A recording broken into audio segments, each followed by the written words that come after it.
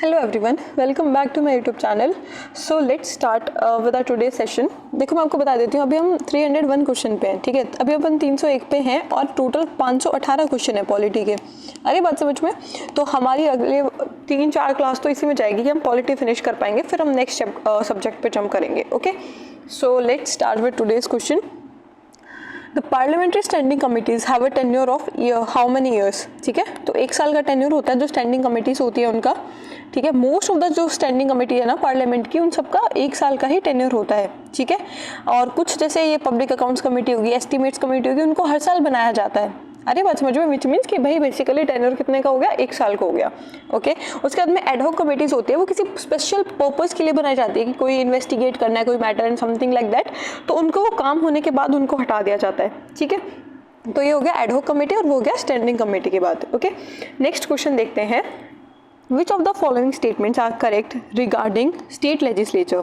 ठीक है, notwithstanding anything in part 17th but subject to the provisions of article 348, business in the legislature of a state shall be transacted in the official language or languages of the state or in Hindi or in English। ठीक है, ये ऐसा कह रहा है कि इसमें जो है पार्ट 18 में जो किसी भी बात के होते हुए भी, चाहे इस पार्ट में कुछ भी लिखा हुआ हो, देखो ये हिंदी में लिखा हुआ है ना, अगर आपको कई बार इंग्लिश नहीं समझ आ रही है क्योंकि डायरेक्ट वो वहाँ से दे देते हैं, एक्ट से दे देते हैं, और एक्ट में जो लैंग्वेज है वो बहुत ही लीगल लैंग्वेज है क्योंकि बहुत सारे जो कॉन्स्टिट्यूशन मेकर्स थे वो लॉयर्स थे। ठीक है, तो उन्होंने बहुत ही लीगल लैंग्वेज यूज़ किया, और अगर ऐसा कुछ आ जाता है एग्जाम में और आप नहीं समझ पा रहे हो उस चीज़ को, तो मतलब जैसे इसमें बहुत ही घुमा के उन्होंने बहुत चीज़ें एक साथ लिख दी, तो ऐसा नहीं समझ पा रहे हो तो आप हिंदी वाला पढ़ सकते हो। ठीक है, इसके अकॉर्डिंग ये है कि जो पार्ट है 17th वाला, उसमें चाहे कुछ भी लिखा हो, पर अकॉर्डिंग टू आर्टिकल 348 जितने भी स्टेट लेजिस्लेचर का काम होगा वो सारा या तो ऑफिशियल लैंग्वेज में होगा।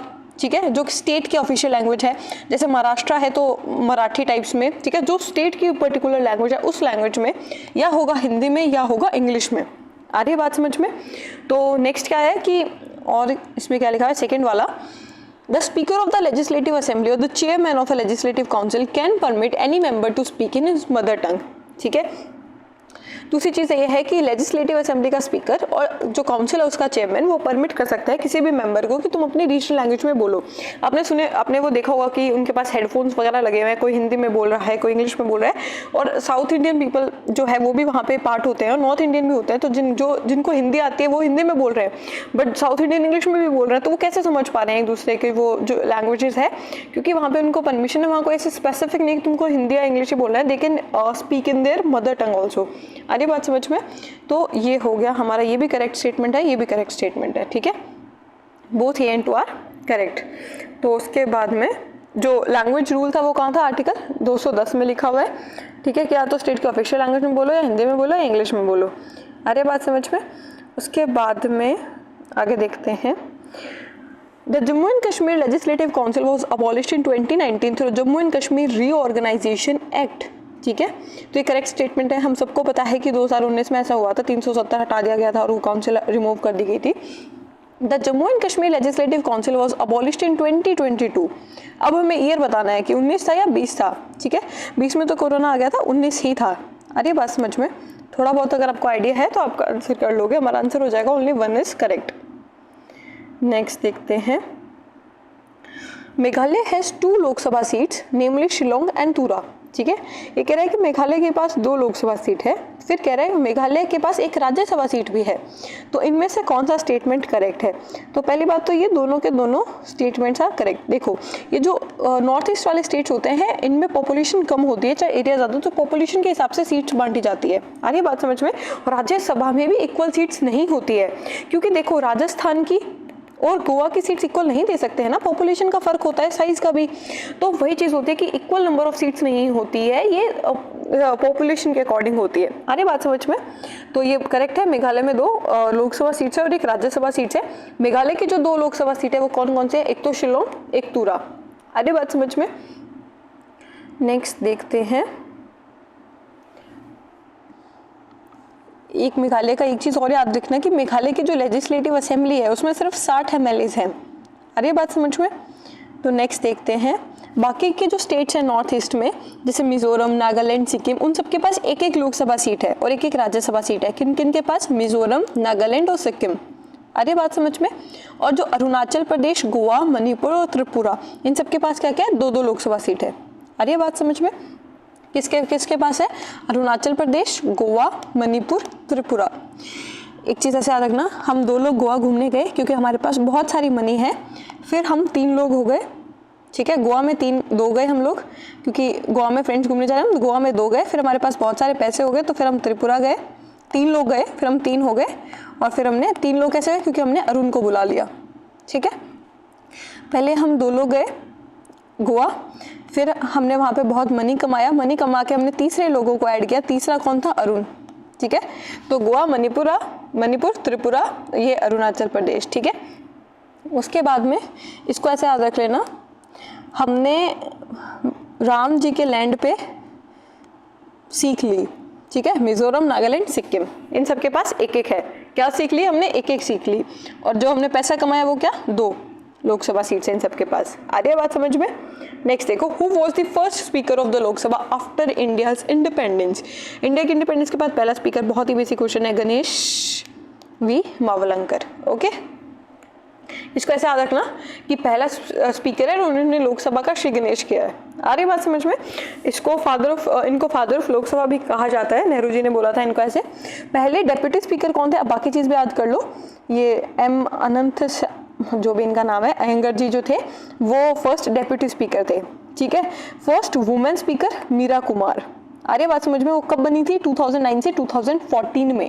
फर्स्ट फीमेल स्पीकर 2009 में बनी थी। इतना टाइम लग गया वुमेन स्पीकर बनाने में, तो reservation is must for women, ठीक है। 33% दे रहे हैं, उनको 50% देना चाहिए, बट खैर छोड़ो।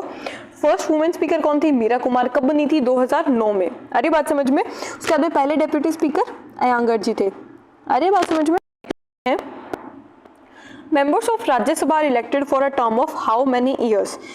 जो राज्यसभा के मेंबर्स है वो कितने साल के लिए इलेक्ट किए जाते हैं, 6 साल। अब देखो, अगर वो ये कह दे कि राज्यसभा का टेन्योर 6 साल है, तो ऐसा नहीं होता है। राज्यसभा एक परमानेंट हाउस है, ठीक है। मेंबर्स का टेन्योर 6 साल होता है। अरे बात समझिए। और मेंबर्स जो हैं वो रिटायर हो जाते हैं, तो ये राज्यसभा जो है वो एक परमानेंट हाउस है। अरे बात समझ में। नेक्स्ट देखते हैं इसमें और क्या है। फिक्स टर्म होता है। राज्यसभा खुद में परमानेंट चैम्बर है, इसको डिसॉल्व नहीं किया जा सकता, पर जो मेंबर है वो 6 साल के लिए इलेक्ट होते हैं, और 1/3 ऑफ द टोटल मेंबर्स जो हैं वो रिटायर होते रहते हैं हर 2 साल में, ठीक है। 1/3 member retire every 2 years। Next question देखते हैं। Who elects the presiding officer, the speaker in the state legislature? ठीक है, जो प्रिजाइडिंग ऑफिसर उसको कौन इलेक्ट करता है? काउंसिल ऑफ मिनिस्टर्स नहीं, members of Vidhan Sabha, members of Vidhan Parishad और चीफ मिनिस्टर भी नहीं, और काउंसिल ऑफ मिनिस्टर्स भी नहीं, ठीक है। अब स्टेट लेजिस्लेचर में पूछा है ना, तो स्पीकर कहाँ होता है, विधानसभा में होता है या विधान परिषद में होता है? देखो इसको ऐसे याद रखना, स्टेट लेजिस्लेटिव असेंबली यानी सभा, और परिषद यानी स्टेट लेजिस्लेटिव काउंसिल, ठीक है। तो स्पीकर कहाँ होता है, असेंबली में, तो कौन करेगा, मेंबर ऑफ विधान सभा, ठीक है। असेंबली, सभा, इसको ऐसे याद रख लेना। नेक्स्ट देखते हैं।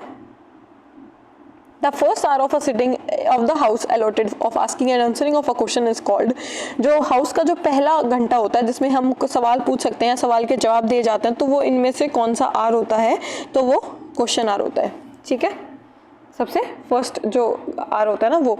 0 आर क्या होता है कि ये इंडियन इन्वेंशन है, इंडियन इनोवेशन है, मतलब इंडिया में ऐसा प्रेवलेंट है कि अर्जेंट पब्लिक इंपॉर्टेंस का जो मैटर होता है ना वो रेज किया जाता है, ठीक है।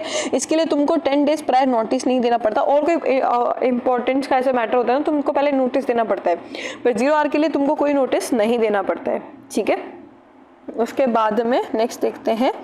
अब मनी बिल अंडर आर्टिकल, एक सेकेंड, अपन ने 2 मोशन छोड़ देना, सेंसर मोशन और प्रिविलेज मोशन, ठीक है। ये सेंसर मोशन तब लाया जाता है कि हमें स्ट्रांगली किसी चीज़ को डिसअप्रूव करना है, ठीक है, या कोई पॉलिसी है जिसको क्रिटिसाइज करना है, या किसी मिनिस्टर का एक्शन है उसको क्रिटिसाइज करना है, तो उसके लिए सेंसर मोशन लाया जाता है, ठीक है। प्रिविलेज मोशन है कि ये किसी मेंबर, कोई मेंबर रेज करता है कि, और वो बिलीव करता है कि कोई मिनिस्टर है या कोई एंटिटी है जिसने जो हाउस का जो कलेक्टिव प्रिविलेज है ना उसको उसने वो किया है, ब्रीच किया है। अरे बात समझ में। तो इसलिए होता है प्रिविलेज मोशन कि किसी ने प्रिविलेज का मिसयूज किया या उसको ब्रीच किया, तो उसको प्रिविलेज मोशन कहते हैं। सेंसर यानी किसी के अगेंस्ट में, किसी एक्शन के, किसी पॉलिसी के अगेंस्ट में लाना। ओके नेक्स्ट देखते हैं, a money bill under article 111 of the constitution of India presented to the president for assent has to be endorsed by a certificate of dash signed by him और her that it is a money bill. तो ये बहुत ही basic है। Speaker of the Lok Sabha जो है उनके पास ये अथॉरिटी होती है, राज्यसभा के चेयरमैन के पास नहीं होती है, बट स्पीकर के पास होती है कि वो सर्टिफाई करता है कि भाई ये बिल मनी बिल है, फाइनेंशियल बिल नहीं है या कोई ऑर्डिनरी बिल नहीं है। आ रही बात समझ में? ये कहाँ मेंशन है? 111 आर्टिकल में। ओके वैसे ये आर्टिकल 109 में क्या लिखा हुआ है कि only be introduced in Lok Sabha, money bill तभी लाया जा सकता है with the prior recommendation of the president. ये 109 में है और ये सर्टिफाई कौन करेगा? स्पीकर सर्टिफाई करेगा कि ये मनी बिल है 111 में। आ रही है बात समझ में? और ये जो डिसीजन है ना, ये ऑब्सोल्यूट नॉट इज ऑब्सोल्यूट और फाइनल। ये डिसीजन जो स्पीकर का जो डिसीजन है वो ऑब्सोल्यूट और फाइनल डिसीजन है। आ रही है बात समझ में? उसके बाद में उस पर कोई सवाल जवाब नहीं होगा। After how many days of absence from the parliament without permission will a member of the parliament B disqualified. इनमें से कितने दिन तक अगर तुम एब्सेंट हो रहे हो बिना किसी परमिशन के, तो पार्लियामेंट का जो मेंबर है उसको डिस्क्वालीफाई कर दिया जाएगा। तो वो होता है 60 डेज। ठीक है, 60 डेज रूल होता है। 101 जो आर्टिकल है उसमें मेंशन है कि 60 डेज बिना किसी परमिशन के तो उनकी सीट खाली हो जाएगी। आ रही बात समझ में? और दूसरी चीज़ ये कि जो 60 डेज है ना, इसमें लगातार 4 दिन की छुट्टी नहीं होनी चाहिए, वो दिन एक्सक्लूड कर दिए जाएंगे। ठीक है, जैसे 60 डेज है तो उनमें वो 4 दिन नहीं काउंट किए जाएंगे जिसमें लगातार 4 दिन की छुट्टी आ रही है। ओके, छुट्टी इन द सेंस कि भाई हाउस जो है वो प्रोरॉग्ड है या अडजॉर्न्ड है for the more than 4 consecutive days. ठीक है, नेक्स्ट देखते हैं, what is by cameral legislature of the Indian constitution. ठीक है, बाई कैमरल लेजिस्लेचर क्या होता है? It is a legislative body with 2 houses. ठीक है, बाय से समझ आ रहा है, और वैसे भी इंडिया से समझ आ रहा है कि इंडिया में 2 हाउसेज है तो 2 हाउसेज की बात की गई है। What is the most powerful weapon that enables the parliament to ensure executive accountability? Most powerful पूछा है, अप्रूवल और रिफ्यूजल ऑफ लॉज गलत है, non confidence motion will be the answer, क्योंकि यही सबसे स्ट्रॉन्गेस्ट है। ठीक है, कि भाई तुम नॉन कॉन्फिडेंस मोशन लाओ, तुम्हारा कॉन्फिडेंस प्रूव करो, फिर तुम सरकार में रह सकते हो, वरना तुमको छोड़नी पड़ेगी अपनी सीट। तो सबसे पावरफुल यही है, नॉन कॉन्फिडेंस मोशन। नेक्स्ट देखते हैं, वैसे नॉन कॉन्फिडेंस मोशन जो है ये एक जो एग्जैक्ट वर्ड है, this is not mention in the constitution. Okay, next देखो, नेक्स्ट क्वेश्चन देखते हैं, what is the maximum time gap between 2 sessions of the state legislature. ठीक है, मैक्सिमम टाइम पीरियड कितना गैप हो सकता है बिटवीन द सेशन, तो सबसे जो इसका आंसर हो जाएगा वो हो जाएगा 6 मंथ्स। ठीक है, 6 मंथ से ज़्यादा का गैप नहीं हो सकता है between the 2 session of the legislature. ये 174 स्टेट का और 85 पार्लियामेंट का। ठीक है, आप ये देखना कि जो आर्टिकल्स होंगे ना, इनको कैसे ना कैसे आप मैथ की तरह खेल सकते हो। जैसे 174 है तो 7 में 1 ऐड करो, 4 में 1 ऐड करो, 85 आ जाएगा। अरे बात समझ में? 174 स्टेट का और 85 पार्लियामेंट का। ट्रेडिशनली 3 सेशन होते आ रहे हैं, एक budget session, monsoon session, winter session. ठीक है, और जो कॉन्स्टिट्यूशन है उसमें क्या लिखा हुआ है कि constitutional head must summon the house such that 6 months do not intervene between its last sitting in 1 session and its first sitting in the next. कि 6 months का गैप नहीं होना चाहिए, एग्जैक्ट नहीं लिखा हुआ है, ये मिनिमम है कि इतने सेशन तो होने चाहिए, एटलीस्ट 2 सेशन होने चाहिए, बट हम कितने करते हैं? 3 सेशन। आ रही बात समझ में? नेक्स्ट देखो, which of the following pairs are correctly match regarding the terminology used in the parliament. ठीक है, इनमें से करेक्टली मैच कौन कौन से हैं, तो देखते हैं अपन। appropriation bill, a money bill passed for providing for the withdrawal and appropriation from and out of the consolidated fund of India। ठीक है, एक मनी बिल पास है कि भाई विड्रॉल करना है हमें कंसोलिडेटेड फंड ऑफ इंडिया से, तो इसलिए अप्रोप्रिएशन बिल पास होता है, तो करेक्ट स्टेटमेंट है। ठीक है, हमारा ए करेक्ट हो गया, तो हमारा ये इनकरेक्ट हो जाएगा, इसको एलिमिनेट करो। फिर क्या पूछा इन्होंने कि demand for grants year marking of budgetary allocation for meeting only planned expenditure of the ministry department। ये इनकरेक्ट हो जाएगा, क्योंकि डिमांड फॉर ग्रांट्स है वो जो डिपार्टमेंट है वो करते हैं, डिमांड करते हैं। ठीक है, इट्स नॉट लाइक दैट कि भाई year marking of the budgetary allocation की भाई मीटिंग में पहले से सिर्फ प्लान्ड एक्सपेंडिचर है उसको करो, नहीं। जो पूरा वो आने के बाद, बजट आने के बाद जो डिमांड ऑफ ग्रांट्स मिनिस्ट्रीज, ये जो डिपार्टमेंट करते हैं वो डिमांड ऑफ ग्रांट्स होता है। ठीक है, तो ये 20 इनकरेक्ट, तो हमारा ए को भी एलिमिनेट कर दो। फिर पूछा है short duration discussion for raising a discussion on a matter of urgent public importance of which a notice has to be given by a member and supported by the 50 member. अरे president थोड़ी elect कर रहे हो कि जो तुमको 50 member का support भी चाहिए। आ रही बात समझ में? तो ऐसा नहीं होता है कि भाई you need a support of 50 member. देखो बेसिकली क्या होता है, ये कह रहा है कि अर्जेंट पब्लिक इंपॉर्टेंस का मैटर है, ये करेक्ट स्टेटमेंट है। शॉर्ट ड्यूरेशन डिस्कशन जो है वो अर्जेंट पब्लिक इंपॉर्टेंस का होता है और स्पीकर जो है ना वो 2 दिन अलग भी रखता है इस टाइप के इंपॉर्टेंट डिस्कशन के लिए। पर अगर ये इतना इंपॉर्टेंट है तो उसके लिए 50 मेंबर्स की बैकिंग क्यों चाहिए, ठीक है, और प्रायर नोटिस क्यों देना पड़ेगा? अरे बात समझ में? अर्जेंट पब्लिक इंपॉर्टेंस है तो ये नहीं होगा, बैकिंग 50 मेंबर्स की बकवास है। A only will be the correct answer. Next ये रहा appropriation bill, demand for grants, ठीक है, ये मैंने आपको बताया था। ये ऐसा होता है कि एस्टिमेटेड एक्सपेंडिचर जो है ना, बोथ रेवेन्यू और कैपिटल, प्लांट एंड प्लांट, सारी चीज़ें जो मिनिस्ट्रीज रिक्वायर करती है वो होता है, ठीक है, जो 113 के अंदर सबमिट करेंगे कि भाई हमारी ये डिमांड ऑफ ग्रांट्स है सर्टेन मिनिस्ट्री सर्टेन डिपार्टमेंट्स की। आ रही है बात समझ में? उसके बाद में शॉर्ट ड्यूरेशन सेशन जो है इसको 2 आवर डिस्कशन होता है मोस्टली। इसके लिए कोई सपोर्ट नहीं चाहिए होता है 50 लोगों का, ठीक है, इसको सिंपली स्पीकर का अप्रूवल चाहिए होता है after a formal member notice. Next देखो, which of the following can make provisions for ancillary powers of the supreme court, ठीक है। एंसिलरी पावर्स का मतलब होता है कि एक्स्ट्रा पावर्स, ठीक है, जो सुप्रीम कोर्ट के पास बेसिकली है बट एक्सप्लिसिटली मेंशन है, तो हमको उनको जो पावर देनी है तो वो कौन देगा? अगर उनको और पावर देनी है तो इनमें से कौन देगा, ठीक है, president, law commission, ministry of law and justice या फिर पार्लियामेंट? ऑफ कोर्स पार्लियामेंट देगा ना, लॉ तो पार्लियामेंट ही बनाता है, बहुत ही बेसिक कॉमन सेंस है। Parliament of India will be the answer, ठीक है। आर्टिकल 140 मैंडेट करता है ये कि पार्लियामेंट के पास पावर है कि अगर उसको और एक्स्ट्रा पावर देनी है, सप्लीमेंट्री पावर्स देनी है सुप्रीम कोर्ट को, तो पार्लियामेंट दे सकता है, ठीक है। नेक्स्ट देखो, in India during a meeting of legislative assembly और council if there is no quorum it shall be the duty of dash to adjourn the house और सस्पेंड द मीटिंग। कि कह रहा है कि अगर किसी लेजिस्लेटिव असेंबली या काउंसिल की मीटिंग है और वहाँ पे कोरम नहीं है, मतलब जो बेसिक इतने मेंबर तो आने ही आने चाहिए, मैंने आपको पिछली वीडियो में बताया था, वो नहीं है, तो कौन डिक्लेयर करेगा कि भाई किसकी ड्यूटी है कि हाउस को मीटिंग को सस्पेंड कर दो या हाउस को अडजॉर्न कर दो? तो वो स्पीकर और चेयरमैन की ड्यूटी होगी। ऑफकोर्स वही चेयर कर रहे हैं, कोई जॉइंट सीटिंग तो है नहीं। आ रही बात समझ में? तो ये क्या हो जाएगा, स्पीकर और काउंसिल, ये स्पीकर और chairman, okay. A money bill should be return to the Lok Sabha within कितने दिनों में? By Rajya Sabha either with recommendation और विदाउट रिकमेंडेशन। देखो मनी बिल के कंपैरिजन में राज्यसभा के पास ज़्यादा पावर होती नहीं है, ठीक है, तो लोकसभा से पास हो गया, पहले प्रेसिडेंट रिकमेंड करेगा, फिर लोकसभा का स्पीकर उसको वो करेगा कि मनी बिल है, फिर लोकसभा उसको पास करेगा, उसके बाद में फिर ये राज्यसभा के पास जाएगा, तो राज्यसभा को उसको वापस करना होता है in how many days? 14 days में, ठीक है, विद इन 14 डेज उसको वापस करना होता है, क्योंकि या तो उसमें रिकमेंडेशन दो या नहीं दो, ठीक है, वो उसको अमेंड नहीं कर सकता है। अमेंड करने की पावर सिर्फ लोकसभा के पास है। ये रहा 14 डे लिमिट। नेक्स्ट देखो, रिजेक्ट भी नहीं कर सकते हैं।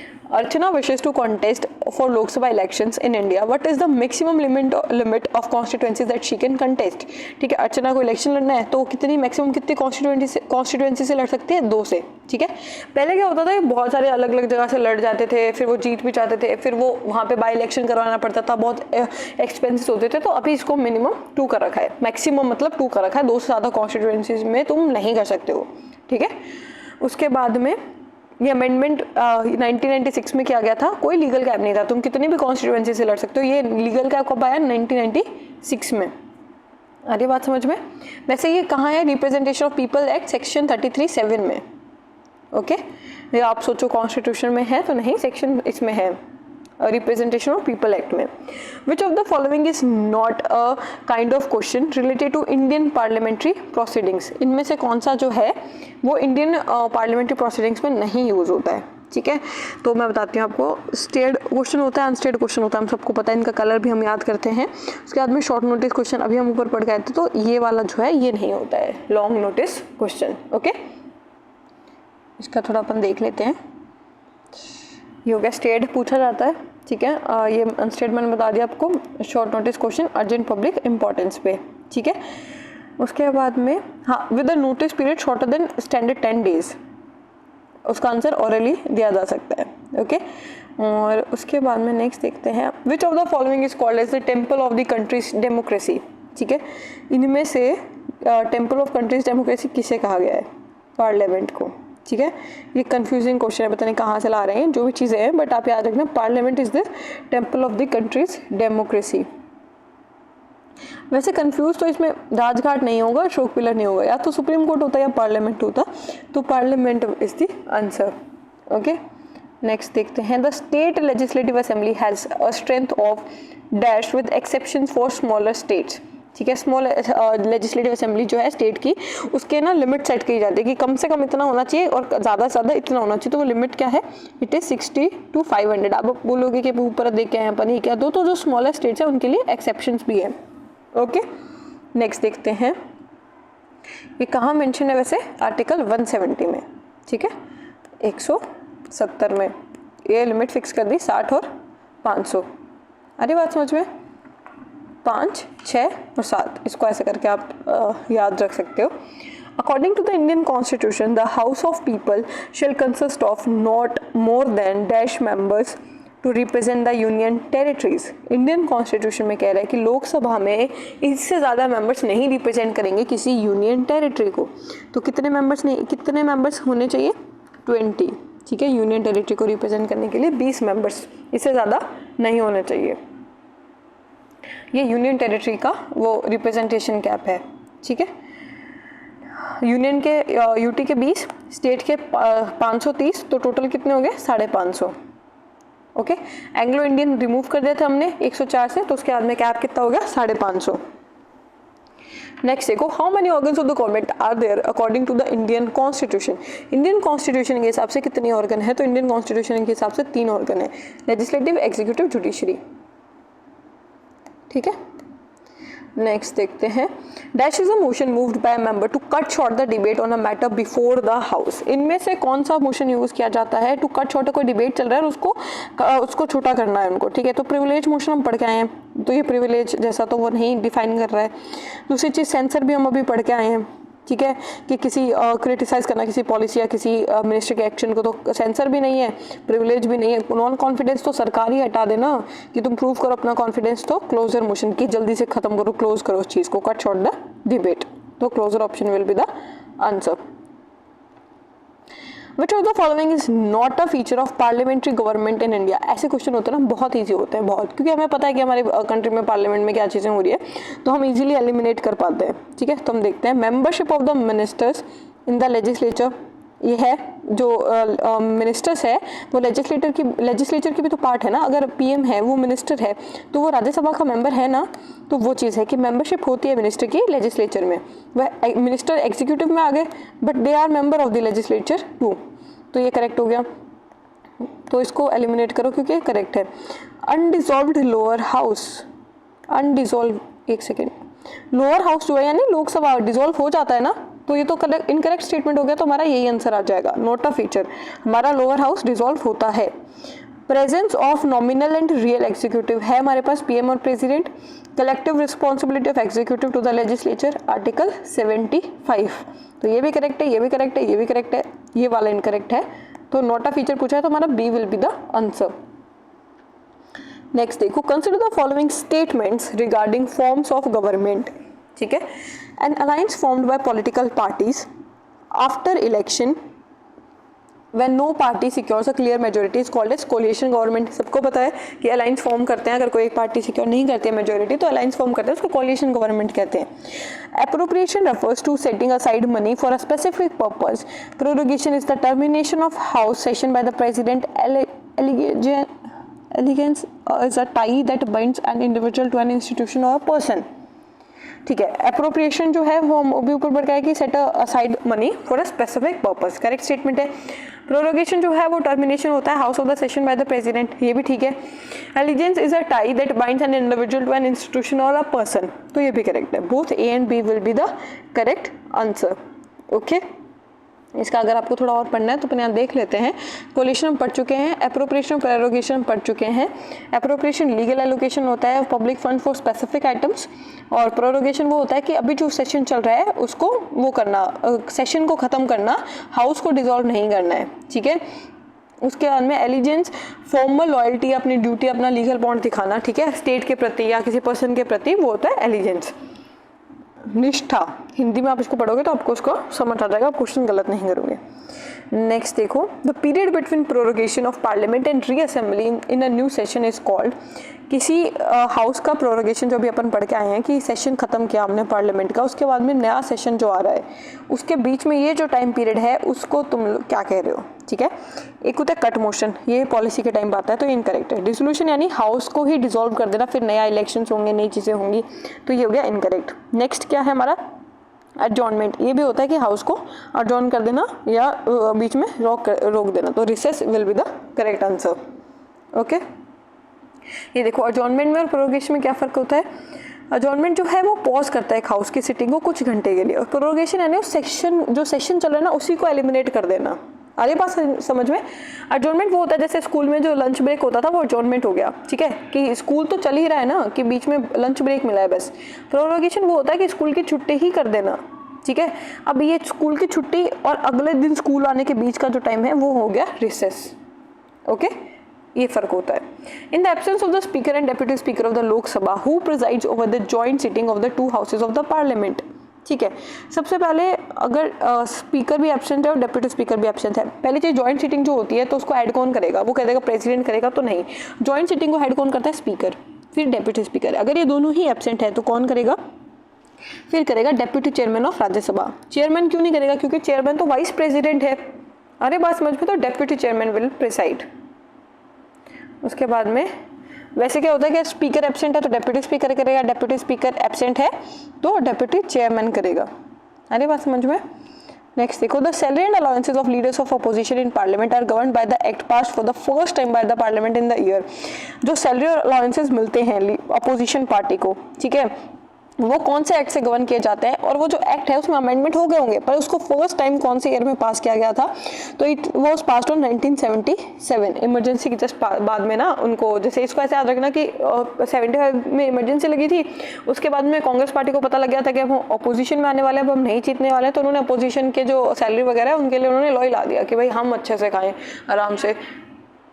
मैं क्या बता रही थी, हाँ, सैलरी एंड अलाउंसेस, ठीक है। तो लीडर ऑफ पोजीशन का उस टाइम डिसाइड हुआ था इमरजेंसी के बाद में, ठीक है, तो इट वाज डन इन 1977। तो इसको आप इमरजेंसी से रिलेट कर लेना। ओके, नेक्स्ट देखते हैं, the vice president of India is a part of which branch of the government, ठीक है। वाइस प्रेसिडेंट जो है वो कौन सी ब्रांच का पार्ट है, लेजिस्लेटिव का है सिर्फ, या फिर एग्जीक्यूटिव का है, या जुडिशियल का, या बोथ एग्जीक्यूटिव और लेजिस्लेटिव का पार्ट है। तो ये आपको पता होना चाहिए कि दोनों का पार्ट है, ठीक है, क्योंकि एक तो ये चेयरमैन है लोकसभा का और चेयरमैन है राज्यसभा का, ठीक है, तो ये लेजिस्लेटिव का पार्ट हो गया। दूसरी चीज़ ये वाइस प्रेसिडेंट है तो ये एग्जीक्यूटिव का पार्ट हो गया, तो both will be the answer. Next देखो, which body is responsible for resolving disputes related to the election of the president of India. इनमें से जो डिस्प्यूट है इलेक्शन, प्रेसिडेंट के इलेक्शन का, तो वो कौन रिजॉल्व करेगा, ठीक है, तो आंसर हो जाएगा हमारा सुप्रीम कोर्ट, ठीक है। इलेक्शन कमीशन ऑफ इंडिया नहीं, सुप्रीम कोर्ट देखेगा प्रेसिडेंट के इलेक्शन में कोई डिस्प्यूट अराइज हो गया तो उसका, ठीक है। ये कहाँ मेंशन है, आर्टिकल 71 में कॉन्स्टिट्यूशन ने एक्सप्लिसिटली मेंशन किया ये, ठीक है। सुप्रीम कोर्ट, सुप्रीम से साथ कोर्ट, सुप्रीम कोर्ट एक ही है, 71, इसको ऐसे याद रखना। ओके, नेक्स्ट देखो, एक second, which of the following statement is true in relation to enforcement of president's rule. इनमें से कौन सा स्टेटमेंट सही है प्रेसिडेंट रूल से रिलेटेड, यानी एक सही होगा बाकी गलत होंगे।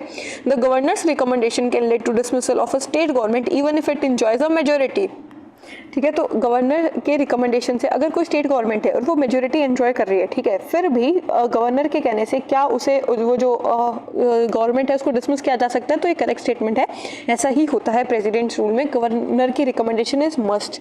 आधी बात समझ में, तो उसके रिकमेंडेशन से अगर कोई पावर में भी है, और ये इंदिरा गांधी जी के टाइम पे बहुत मिसयूज किया गया था प्रेसिडेंट्स रूल का, बहुत सारी जो गवर्नमेंट है स्टेट में जो दूसरी पार्टी की थी तो उनको हटाया गया था, ठीक है। तो ऑफकोर्स ये वाला स्टेटमेंट करेक्ट है। बाकी देख लेते हैं एक बारी, it can be extended इंडेफिनिटली with the consent of the prime minister. ऐसा नहीं होता है, इनकरेक्ट है, सिर्फ प्राइम मिनिस्टर के कहने से इसको एक्सटेंड नहीं किया जाएगा, ठीक है। पार्लियामेंट का इन्वॉल्वमेंट होता है। The president can not impose president rules unless the supreme court permits. ये तो अलग ही ऑर्गन आ गई ना, जुडिशरी आ गई, ये क्यों इंटरवीन करेगा एग्जीक्यूटिव में, अरे बात समझ में। तो ये incorrect, presidents rule can be declared without parliaments approval. बिना पार्लियामेंट के अप्रूवल के प्रेसिडेंट रूल डिक्लेयर नहीं किया जाएगा। ओके, तो हमारा आंसर हो जाएगा ए। नेक्स्ट देखते हैं, ये to stop political misuse of this power, ये प्रेसिडेंट रूल वाली एसआर बुमाई केस हुआ था 1994 में। उसमें ये बोला था कि भाई जो फ्लोर ऑफ द असेंबलीज में उसका टेस्ट करना है कि भाई मेजोरिटी है कि नहीं है, तो प्रेसिडेंट रूल है वो जुडिशियल रिव्यू किया गया था। एक्चुअली में ऐसा है कि भाई गवर्नर ने कह दिया तो लगाया जा सकता है, पर एसआर बुमाई केस में बोला था कि जुडिशियल रिव्यू किया जा सकता है। उसके बाद में ये जो केस है वो स्टॉप किए गए, मतलब अब प्रेसिडेंट रूल बहुत कम लगता है क्योंकि ये जुडिशियल रिव्यू के अंडर आता है। आ रही है बात समझ में? तो नेक्स्ट क्वेश्चन देखते हैं, which of the following is not a condition for the president office in India. ठीक है, मतलब 3 करेक्ट होंगे, 1 इनकरेक्ट होगा। He shall not be entitled without payment of rent to use his official residence. ठीक है, कि अगर उसने रेंट नहीं दिया है तो उसको अपने ऑफिशियल रेजिडेंस में जाने का वो नहीं मिलेगा परमिशन, तो ये ही वो होगा, इनकरेक्ट स्टेटमेंट हो जाएगा। ठीक है, क्योंकि रेंट बिना पेमेंट के तुम उसको ऑफिशियल रेजिडेंस में नहीं जाने दे रहे हो, तो फिर कैसा president? He is the top most authority of India. ठीक है, सबसे ऊपर सबसे ऊंचा दर्जा जो हमारे उसमें आता है एग्जीक्यूटिव में, वो प्रेसिडेंट का है, और उसी को तुम बिना रेंट दिए तुम ऑफिशियल रेजिडेंस में नहीं जाने दे रहे हो, तो ऐसा कुछ नहीं होता है। ये इनकरेक्ट स्टेटमेंट है। नेक्स्ट देखो, he shall not be a member of either house of the parliament, ये करेक्ट स्टेटमेंट है। Vice president is a member of Rajya Sabha. ठीक है, पर जो प्रेसिडेंट है वो किसी भी हाउस का मेंबर नहीं होता है। The allowances shall not be diminished during his term of office, ये तो करेक्ट स्टेटमेंट है, और ऐसा कॉन्स्टिट्यूशन में बहुत सारी पोस्ट के लिए किया गया है। ठीक है, he shall not hold any office of profit, ये भी करेक्ट स्टेटमेंट है। ये तीनों करेक्ट है, सिर्फ ये ऊपर वाला इनकरेक्ट है। ठीक है, कि बिना रेंट दिए तुम उसको, वो रेंट फ्री ऑफिशियल रेजिडेंस में रहता है, और बाकी जो गवर्नमेंट एम्प्लॉयज होते हैं वो भी इसी में रहते हैं कि उनका इन्वॉल्व उसमें वो रेंट फ्री स्टेट उनको दिया जाता है उनकी रेजिडेंस। ठीक है, तो ऐसा कुछ नहीं है कि रेंट नहीं दोगे तो तुमको रहने नहीं देगा, तुम प्रेसिडेंट की बात कर रहे हो। Okay, which article of the Constitution of India expressly provides that the president is eligible for re-election? कौन से आर्टिकल में मेंशन है साफ साफ कि जो प्रेसिडेंट है उसका री-इलेक्शन किया जा सकता है, कि एक ही जो प्रेसिडेंट है उसको बार बार तुम इलेक्ट कर सकते हो, उसके ऊपर कोई रिस्ट्रिक्शन नहीं है कि सिर्फ तुम इतनी बार ही री-इलेक्शन करवा सकते हो। तो it is article 57। Okay, next देखते हैं। देखो 57 में ये मैंडेट है, 58 में क्वालिफिकेशन है, 56 में टेन्योर है, और 59 में कंडीशन है। ठीक है, कि ऑफिस ऑफ प्रॉफिट होल्ड नहीं करेगा एंड ये सब चीजें। नेक्स्ट देखो, in the state legislative assembly the money bill can not be introduced with the prior permission of, कि स्टेट लेजिस्लेटिव असेंबली में अगर मनी बिल इंट्रोड्यूस करना है तो किसकी प्रायर परमिशन से होगा? गवर्नर की प्रायर परमिशन से होगा, जैसे सेंटर में प्रेसिडेंट की प्रायर परमिशन चाहिए होती है। अरे बात समझ में? तो नेक्स्ट देखते हैं, ये कौन सा आर्टिकल में मेंशन है? वैसे आर्टिकल 198 में। अरे बात समझ में? नेक्स्ट देखो, as per article 123 the ordinance making power is the most important legislative power of president.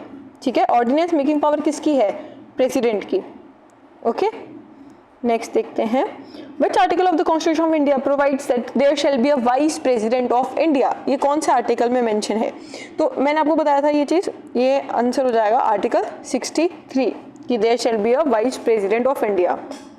Okay, 61 में जो है वो इम्पीचमेंट है प्रेसिडेंट का, 65 में एक्टिंग प्रेसिडेंट कि वाइस प्रेसिडेंट जो है वो एक्टिंग प्रेसिडेंट बनेगा अगर प्रेसिडेंट की जो सीट है वो वैकेंट है। ओके, 62 में इलेक्शन टाइमिंग है, और 63 में ये मेंशन है कि there shall be a vice president of India. Next देखो, the dash of every state unfurls the flag in its capital on the republic day. कोई भी स्टेट है वो अपनी कैपिटल में रिपब्लिक डे वाले दिन जो फ्लैग होस्ट करते हैं वो अनफर्ल करता है, वो कौन सा पोस्ट करेगा? देखो, जज ऑफ हाई कोर्ट तो नहीं करता है, ठीक है, स्पीकर भी नहीं करता है, एक तो चीफ मिनिस्टर होता है और एक होता है गवर्नर। तो रिपब्लिक डे वाले दिन कौन करे? कैपिटल में गवर्नर करेगा। ओके, नेक्स्ट देखते हैं, देखो इंडिपेंडेंस डे पे 15 अगस्त वाले दिन चीफ मिनिस्टर करेगा। इसको ऐसे याद रखना कि इंडिपेंडेंस डे वाले दिन नेहरू जी ने किया था and he was the prime minister, तो चीफ मिनिस्टर करेगा इंडिपेंडेंस डे पे, और रिपब्लिक डे पे कौन करेगा? गवर्नर। क्योंकि ऐसे मान लो कि उस दिन कॉन्स्टिट्यूशन आया था तो चीज़ें हैं, तो वो क्या है, ऑफिशियल पोस्ट टाइप से है, तो गवर्नर करेगा क्योंकि वो इलेक्टेड नहीं होता है। नेक्स्ट देखो, which of the following article states, next question is, which of the following article states that the prime minister should be appointed by the president? ठीक है, इनमें से कौन से आर्टिकल में मेंशन है कि जो प्राइम मिनिस्टर उसको प्रेसिडेंट वो करेगा, अपॉइंट करेगा? तो इसका आंसर हो जाएगा हमारे आर्टिकल 75। यही वो कलेक्टिव रिस्पॉन्सिबिलिटी वाला है, और इसी में ऐसा बोलता है कि भाई प्राइम मिनिस्टर को प्रेसिडेंट इलेक्ट करेगा। ठीक है, ये रहा 75(1) में। ठीक है, और 75(3) में क्या है? Collective responsibility. 71 क्या है? इलेक्शन मैटर्स की बात करता है। ठीक है, 66 वाइस प्रेसिडेंट के इलेक्शन की बात करता है, और 62 प्रेसिडेंशियल वैकेंसी की, प्रेसिडेंट के वैकेंसी आ जाए तो कौन ऑफिस होल्ड करेगा? Vice president. ठीक है, वैकेंसी के टाइम इलेक्शंस कैसे हेल्ड किए जाएंगे वो। विच of the following is more controversial article in the Indian constitution which provide for presidents rule in any state. Second ने क्या था 62 प्रेसिडेंशियल वैकेंसी, ठीक है। विच ऑफ द फॉलोइंग इज सबसे ज़्यादा most controversial article in the Indian constitution which provide for president rule. तो president rule कौन से, बेसिकली इतना ही पूछा है कि प्रेसिडेंट रूल जो है वो कौन से आर्टिकल में आता है, तो इसका आंसर हो जाएगा हमारा आर्टिकल 356। ओके 352 नेशनल इमरजेंसी है, 360 फाइनेंशियल इमरजेंसी है जो आज तक कभी नहीं लगी है। आप ये सोचोगे 1992 में लगी थी, तो नहीं, ये कभी भी नहीं लगी है। और 358 जो है वो आर्टिकल 19 जो है वो ऑटोमेटिकली सस्पेंड हो जाएगा, वो मेंशन है। ओके नेक्स्ट देखो, who is considered the highest law officer of the state in India. Highest law officer पूछा है, law officer state of the state in India, India में कौन होगा, ठीक है। तो इसमें देखो हाईएस्ट लॉ ऑफिसर वो होगा एडवोकेट जनरल। अटॉर्नी जनरल तो स्टेट के लेवल पे, और चीफ जस्टिस हाई कोर्ट वो तो चीफ जस्टिस हो गए ना, हमें ऑफिसर पूछा है। ओके तो ऑडिटर जनरल सीएजी में आता, तो ये तो नहीं होगा, तो advocate general is the correct answer. ये आर्टिकल 165 में विद इन स्टेट जो एडवोकेट जनरल है वो होगा, और अटॉर्नी जनरल होता है वो सेंटर पे होता है, ठीक है। हाईएस्ट लॉ ऑफिसर जो सेंटर पे होगा वो अटॉर्नी जनरल है, बहुत फैंसी नेम है, और एडवोकेट कहाँ होगा, स्टेट के लेवल पे। कंफ्यूज नहीं होना। ये रहा 76 और 165। नेक्स्ट देखो, which article deals with the election of the president. इसमें से प्रेसिडेंट का जो इलेक्शन है वो कौन से आर्टिकल में मेंशन है, तो मेंशन है आर्टिकल 54 में। ओके 72 में पार्डनिंग पावर्स है, जो पार्डन, रिप्राइव, रिस्पाइट, रेमिशन, पनिशमेंट। 72 में पार्डनिंग पावर्स मैंने बता दिया। 74 काउंसिल ऑफ मिनिस्टर्स का है, और 66 वाइस प्रेसिडेंट के इलेक्शंस के बारे में बात की गई है। उसके बाद नेक्स्ट क्वेश्चन है, as per article 158 the governor shall not be a member of either house. देखो गवर्नर जो है वो सेम पोजीशन है जैसे प्रेसिडेंट सेंटर पे होता है, तो president is not a member of either house of the parliament, तो governor will also not be a member of any house of the legislature. ना ही वो लेजिस्लेचर के किसी हाउस का मेंबर होगा, ना ही पार्लियामेंट के किसी हाउस का मेंबर होगा, कौन, गवर्नर। तो ये कौन से शेड्यूल में मेंशन है, तो ध्यान देना। 5th वाला तो शेड्यूल एरियाज की बात करता है, तो इसको हम ऐसे एलिमिनेट कर देंगे, ठीक है।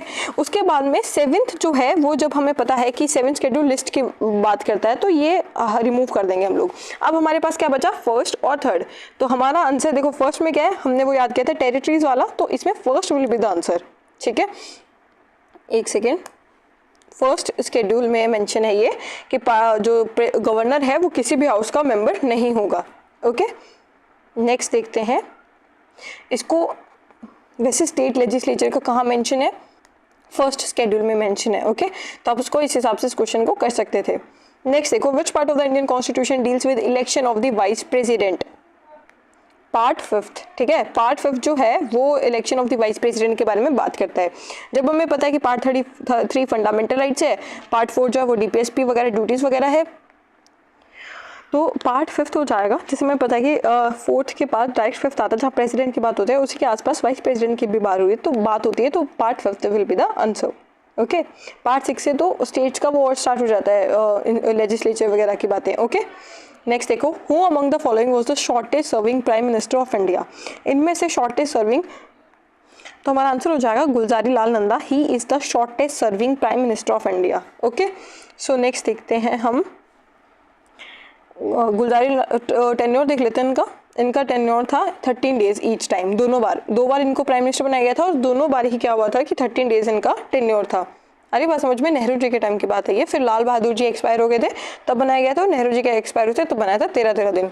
ओके नेक्स्ट देखो, एक सेकेंड, अटल बिहारी वाजपेयी जो है उन्होंने शॉर्टेस्ट सिंगल टर्म है as elected non acting prime minister, ठीक है। विच मीन्स एक्टिंग नहीं थे, जो गुलजारी लाल नंदा जी थे वो एक्टिंग थे कि भाई नेहरू जी और शास्त्री जी एक्सपायर हो गए तो उनको एक्टिंग प्राइम मिनिस्टर बनाया गया था। बट जो इलेक्टेड था और फिर शॉर्टेस्ट सिंगल टर्म थी वो कौन थे, अटल बिहारी वाजपेयी, ठीक है। ये भी 13 दिन थे, वो भी 13 दिन थे। 13 दिन इट्स लाइक स्ट्राप मान लो, ठीक है, कि जो शॉर्टेस्ट टेन्योर है वो कितने दिन का, 13 दिन का। वाजपेयी जी का 1996 में। ओके बाद में वो आए थे later return for full terms, but जो शॉर्टेस्ट सिंगल टर्म वाला रिकॉर्ड है वो यही है 13 दिन वाला 1996 में।